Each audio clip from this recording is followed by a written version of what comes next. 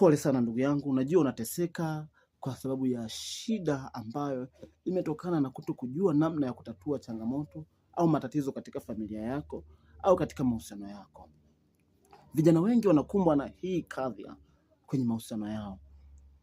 Jambo la kwanza unatakiwa kulikuwa nalo ni upendo. Upendo ndio njia pekee ambayo inaweza kusababisha wewe ukawa sawa na mwenzio, mkaacha kufarakana, kwa sababu mkipendana ni rahisi kusikilizana.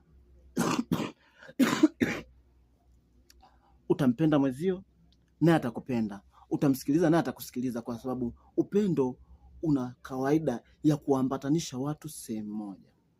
Ipo hivi, waraka wa kwanza wa Mtume Petro sura ya 4 mstari wa 8 anasema hivi: iweni na upendo nyinyi kwa nyinyi, kwa sababu upendo hufunika dhambi nyingi. Amina, amina.